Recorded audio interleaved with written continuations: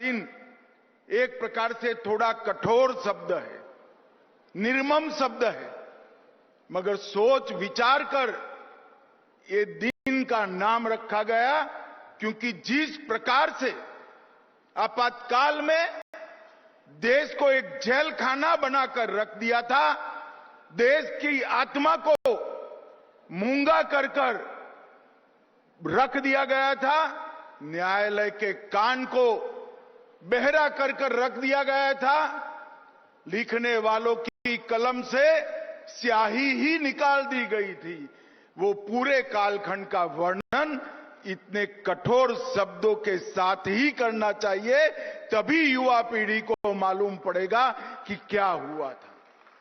मित्रों, आज यहां पर एक पुस्तक की भी विमोचन हुई, the emergency diaries years that forge a leader. ये नरेंद्र मोदी जी के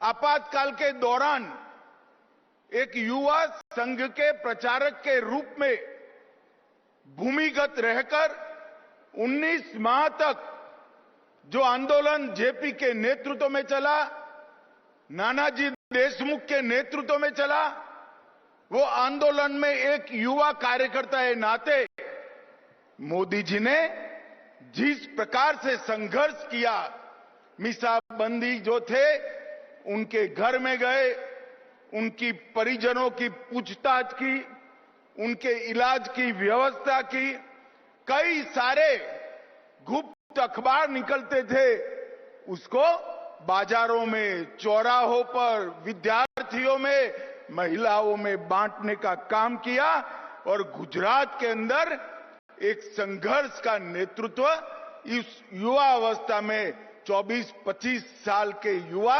नरेंद्र मोदी ने किया। इसकी पूरी कहानी ये पुस्तक के अंदर समाहित है। इसके साथ साथ राष्ट्रीय स्वयंसेवक संघ और जनसंघ की भूमिका, लोक संघर्ष समिति का संघर्ष और इसके साथ सत्याग्रह और जन जागरण की दिक्कतें और नरेंद्र मोदी जी उस वक्त भूमिगत रहकर काम करते थे, कभी साधु, कभी सरदार जी, कभी हिप्पी, कभी अगरबत्ती बेचने वाला या कभी अखबार डालने वाले फेरिया का काम कर ये सारे काम उन्होंने अंजाम किए थे। और आज देखिए, विधाता भी जब न्याय करता है तो किस तरह से करता है। जिस 25 साल के युवा ने उस वक्त कांग्रेस पार्टी की प्रधानमंत्री इंदिरा गांधी के तानाशाही विचारों का विरोध किया, घर घर जाकर, गांव गांव जाकर, शहर में घूमकर विरोध किया, आज वही व्यक्ति जिस काम के लिए इमरजेंसी डाली गई थी, परिवारवाद को प्रस्तापित करने के लिए, वो परिवारवाद को आज वही व्यक्ति ने 2014 में पूरे देश से उखाड़कर फेंक दिया। और ये पुस्तक 5 अध्यायों में मीडिया की सेंसरशिप, सरकार का दमन, संघ और जनसंघ का संघर्ष, आपातकालीन पीड़ितों का, उनकी पीड़ा का वर्णन और तानाशाही से जन भागीदारी तक की ये यात्रा, इसका वर्णन इस पुस्तक में है। मैं विशेषकर देश के युवाओं को अपील करना चाहता हूं, एक बार इस पुस्तक को जरूर पढ़िए। आपकी ही आयु के एक युवा ने अपने शुरुआती दिनों में जिस प्रकार से तानाशाही के खिलाफ संघर्ष किया, वही युवा इस देश में लोकतंत्र की जड़ों को मजबूत करने वाला आज का प्रधानमंत्री नरेंद्र मोदी है। मित्रों, 24 जून 75 की रात को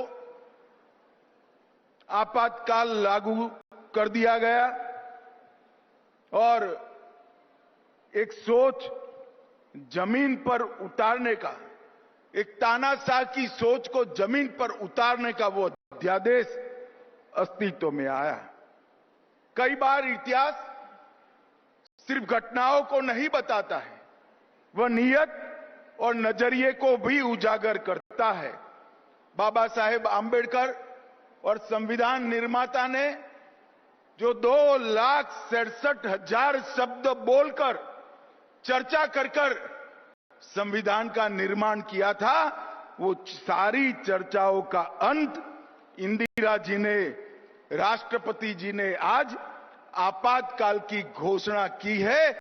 एक वाक्य बोलकर सारे संविधान के स्पिरिट को खत्म करने का काम किया।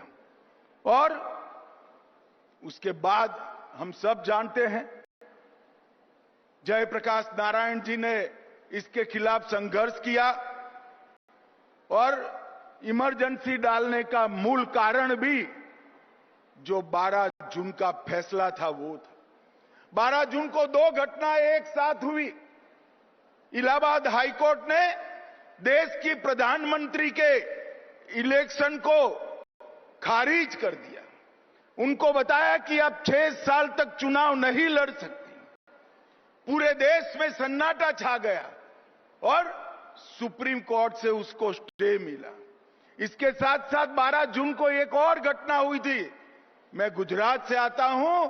12 जून को ही गुजरात में जनता मोर्चे का प्रयोग सफल हुआ और गुजरात में कांग्रेस की सत्ता का अंत होकर जनता पार्टी की सरकार बनी।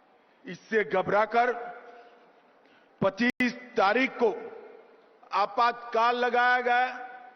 कारण तो कहा कि राष्ट्र की सुरक्षा खतरे में है, परंतु पूरी दुनिया अब जानती है राष्ट्र की सुरक्षा को कुछ नहीं हुआ था, उनकी कुर्सी खतरे में थी। जेपी के संपूर्ण क्रांति के नारे ने पूरे देश को झंझोड़ कर रख दिया था। गुजरात से शुरू किया हुआ आंदोलन बिहार तक पहुंचा था। गुजरात में सरकार गिरी, चुनाव हुआ, कांग्रेस गई और सभी विपक्षों ने एकजुट होकर जनता पार्टी की सरकार बनाई और ये इंदिरा जी के लिए बहुत बड़ी चेतावनी थी।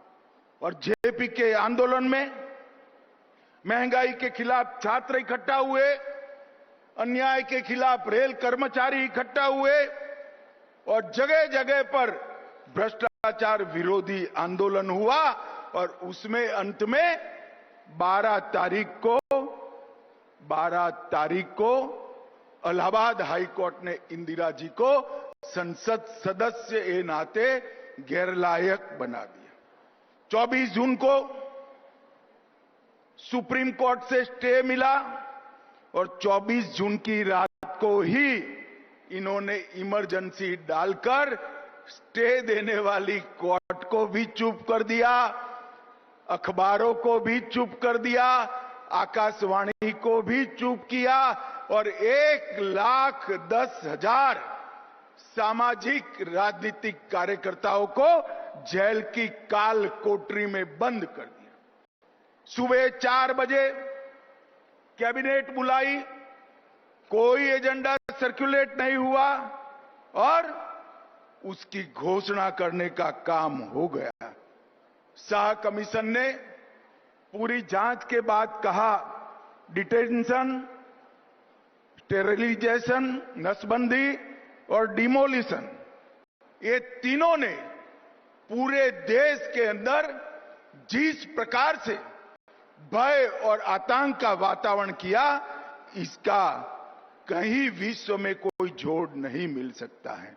मित्रों, विजयाराजे सिंधिया, जेपी स्वयं, मुरारजी भाई, चौधरी चरण सिंह, राजनारायण, अटल जी, अडवाणी जी, आचार्य कृपलानी, जॉर्ज फर्नांडिस, अरुण जेटली, जय किशन गुप्ता, सत्येंद्र नारायण सिन्हा, गायत्री देवी, मुलायम सिंह यादव और डीएमके के नेता, ये सारे के सारे कोई जुर्म के बगैर जेल की सलाखों में पहुंचा दिए गए। अखबारों के दफ्तर बंद हो गए, 253 पत्रकार गिरफ्तार हो गए 29 विदेशी पत्रकारों को देश के बाहर भेज दिया और कई सारे अखबारों ने संपादकीय को खाली रखकर इसके सामने प्रोटेस्ट किया, जिसमें इंडियन एक्सप्रेस प्रमुख था, जनसत्ता प्रमुख था। उनकी बिजली काट दी गई और संसदीय कार्यवाही पर भी सेंसर लगा दिया गया। न्यायालय को भी एक प्रकार से नियंत्रित कर दिया गया।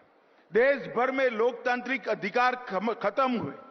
संविधान के अंदर 38वां संशोधन, 39वां संशोधन, 42वां संशोधन, अनुच्छेद 223 ए, 223 बी, इसके साथ साथ अनुच्छेद 123, 213, 352 5, 19 और अनुच्छेद 356 का उपयोग कर लोकसभा का आयुष्य भी बढ़ाया गया।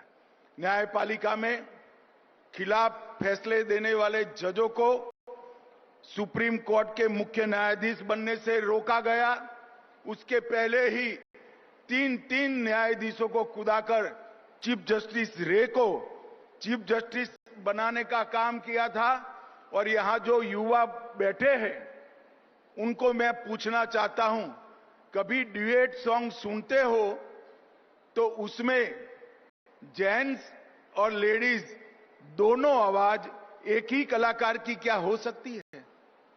इमरजेंसी के वक्त हुआ था, किशोर कुमार की आवाज को बंद कर दिया, मनोज कुमार की फिल्मों पर प्रतिबंध लगा दिया, देव आनंद को दूरदर्शन से प्रतिबंधित किया, आंधी फिल्म को और किस्सा कुर्सिका को उस पर प्रतिबंध लगा दिया।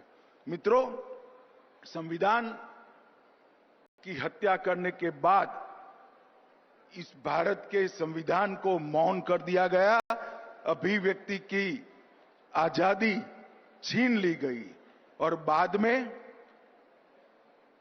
एक दिन विपक्ष को झांसा देने के चक्कर में इमरजेंसी उठाई, देश में चुनाव आया, सारी विपक्षी पार्टियां जयप्रकाश जी के दिव्य नेतृत्व में एकत्रित हुई और देश की जनता ने तानाशाही की मानसिकता वाली श्रीमती गांधी को ऐसा दंड दिया कि वो स्वयं रायबरेली से चुनाव हार गई और देश में पहली बार गैर कांग्रेसी सरकार पूर्ण बहुमत के साथ बनी।